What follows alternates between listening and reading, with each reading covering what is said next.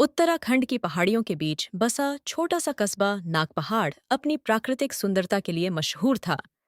लेकिन उतना ही मशहूर था यहाँ का एक पुराना किस्सा। वह आत्मा जो रात को किसी का नाम लेकर बुलाती है। किसी ने उसे देखा नहीं, पर जिसने उसकी आवाज सुनी वह कभी पहले जैसा नहीं रहा। यह कहानी उसी आवाज की है। शहर का पत्रकार आरव मेहता अपनी तेज दिमाग और बेधड़क स्वभाव के लिए जाना जाता था। महीने भर से नागपहाड़ में रहस्यमय घटनाओं की बातें फैल रही थीं। कभी किसी की परछाई दीवार से अलग होकर चलने लगती, कभी किसी के कान में कोई फुसफुसाता, पर आसपास कोई नहीं होता, और दो लोग तो बिना निशान के गायब भी हो चुके थे। आरव के लिए यह एक शानदार रिपोर्टिंग का मौका था।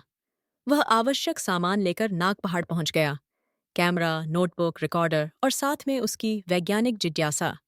बस उसे एक बात पता नहीं थी, कुछ कहानियां सिर्फ लिखने के लिए नहीं होती, उन्हें जीना भी पड़ता है। नागपहाड़ के बीचों बीच लगभग 100 साल पुरानी एक हवेली थी, वीरपुर हाउस। कहते हैं वहां हर रात रोशनी जलती है, जबकि उस घर में कोई रहता ही नहीं।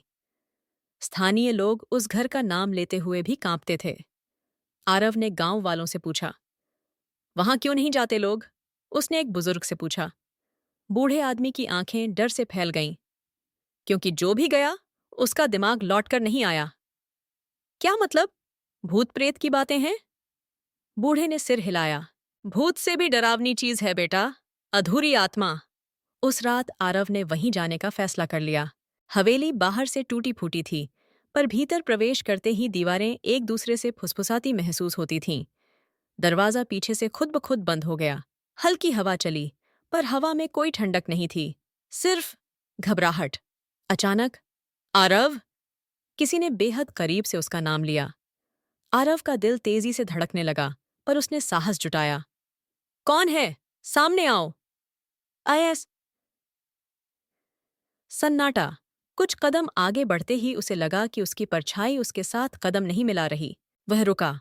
परछाई 2 कदम आगे निकल चुकी थी। आरव ने डर के मारे आंखें झपका लीं, और परछाई गायब।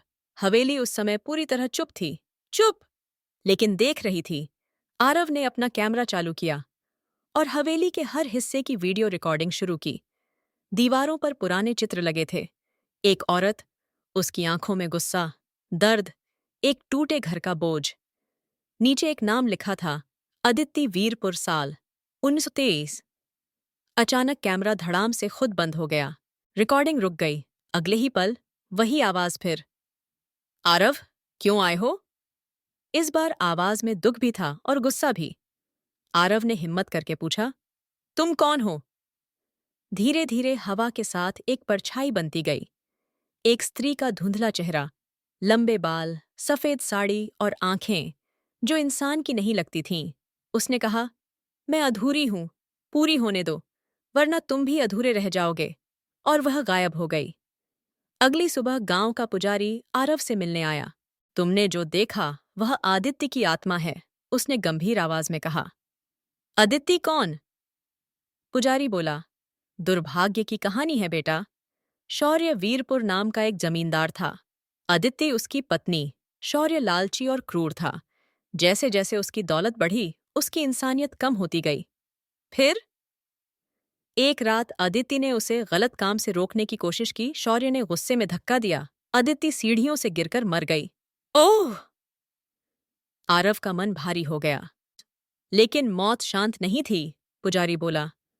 अदिति ने मरते वक्त चीखकर कहा था, मैं वापस आऊंगी सच उजागर करने। उसकी आत्मा यहीं बंधी रह गई। आरव ने पूछा, तो लोग क्यों गायब हो रहे? पुजारी ने डरकर कहा, अदिति किसी को नुकसान नहीं पहुंचाती, वह तो बस सच्चाई चाहती है। लेकिन हवेली में शौर्य की भी एक दुष्ट आत्मा भटकती है, जो आदित्य को रोकना चाहती है और इंसानों को अपनी जगह बना लेती है। आरव के रोंगटे खड़े हो गए। उस रात आरव फिर हवेली पहुंचा। सच्चाई जानने की जिद ने उसे फिर वहीं खड़ा कर दिया। हवेली में दाखिल होते ही दरवाजे तेज आवाज से बंद हो गए। इस बार आवाज आई, भाग जाओ नहीं तो देर हो जाएगी। वह आदित्य की थी। आरव बोला, मैं तुम्हारी मदद करने आया हूं, बताओ तुम्हें क्या चाहिए? अचानक पूरा कर मरा ठंड से जम गया। दीवारों पर दरारें बनती दिखाई दीं। जमीन हिलने लगी और फिर दूसरी आवाज आई, भारी गहरी, दी दानवी, यहां कोई सच लेकर नहीं जाता, कोई नहीं। आरव पीछे मुड़ा। एक काला धुंधलाया हुआ पुरुष रूप, लाल आंखें, हवा में तैरता हुआ शरीर। यह शौर्य की दुष्ट आत्मा थी। उसने चिल्लाकर कहा, ओ, यह हवेली मेरी है। आदित्य किसी को भी सच बताने नहीं देगी और मैं किसी को जाने नहीं दूंगा। अचानक हवेली में तेज सफेद रोशनी फैल गई। अदिति की आत्मा प्रकट हुई। उसने चिल्लाकर कहा, शौर्य, तेरा आतंक आज खत्म होगा। दोनों आत्माएं एक दूसरे से भिड़ गईं। सफेद और काले धुएं का भयानक टकराव हुआ। हवेली की दीवारें कांपने लगीं, लाइट्स झिलमिलाने लगीं, सारा फर्नीचर हिलाए, हवा में उठ गया। आरव खुद को बचाते हुए बोला, रुको, ये सब बंद करो। मई सी किशी कहते, पर द्वंद्व और भी तेज हो गया। आदिति की आवाज आई, आरव, मेरी मौत की सच्चाई दुनिया को बता दो, तभी मैं मुक्त हो पाऊंगी। शौर्य गरजा, झूठ, यह घर, यह कहानी सब मेरे साथ ही दफन रहेगा। हवेली की छत का एक हिस्सा गिरते गिरते आरव से कुछ इंच दूर रुक गया। आदित्य ने उसे बचाया था। अगले दिन आरव ने पुराने दस्तावेज, रजिस्टर और अदालत की फाइलें खंगालीं। उसे एक बड़ी सच्चाई का पता चला। शौर्य ने जानबूझकर आदित्य को नहीं मारा था, बल्कि अदिति ने उसकी काली करतूतों का पर्दाफाश करने के लिए गांव वालों को बुलाया था। शौर्य ने बचने के लिए उसे धक्का दिया, पर बाद में इस घटना को दुर्घटना साबित कर दिया गया। आरव के हाथ एक पुरानी डायरी भी लगी, अदिति की लिखी हुई। उसमें अंतिम पृष्ठ पर लिखा था, यदि मैं आज मर भी जाऊं, सच एक दिन दुनिया के सामने आएगा। जिसने मुझे गिराया उसे शांति नहीं मिलेगी। आरव ने डायरी पढ़ते ही फैसला कर लिया, भारी सी ने था ये। वह यह कहानी दुनिया को बताएगा। आखिरी बार हवेली में गया। आदित्य की आत्मा शांत भाव से प्रकट हुई। आरव, क्या तुमने सच पाया? उसने धीमे से पूछा। हाँ, आरव बोला, और मैं इसे दुनिया तक पहुंचाऊंगा। अब तुम मुक्त हो सकती हो। अचानक हवेली में काले धुएं का तूफान उठा। शौर्य उभर आया, झूठ, कोई नहीं बचेगा। वह आरव की ओर झपटा। ठंड जैसे शरीर को चुभने लगी। आरव दौड़ते दौड़ते सीढ़ियों से नीचे उतरा, पर शौर्य की आत्मा हर जगह उसका पीछा कर रही थी। आदिति अचानक सामने आई और बोली, आरव, भागो मत, मेरी मदद करो। नीस मारी जी।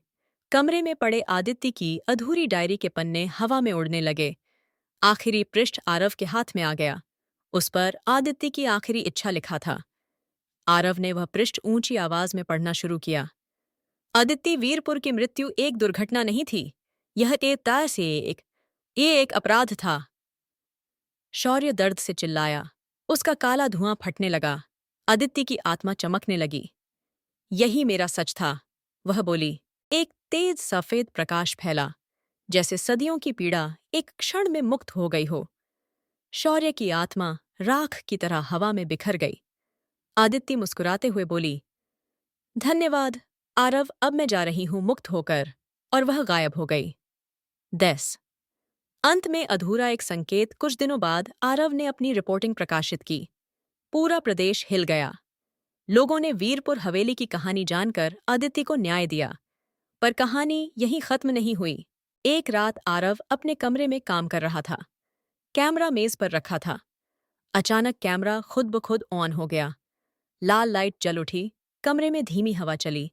कान में एक हल्की, बहुत हल्की फुसफुसाहट सुनाई दी, धन्यवाद आरव। लेकिन आवाज आदित्य की नहीं थी। कैमरे की स्क्रीन पर एक परछाई दिखी, काले रंग की, जलते हुए 2 लाल बिंदु और ठंडी हंसी। कहानी खत्म नहीं हुई आरव। कैमरा अपने आप बंद हो गया। कमरे में सन्नाटा। आरव के मन में सिर्फ एक ही सवाल, क्या शौर्य वापस आ गया या यह कोई नया साया था?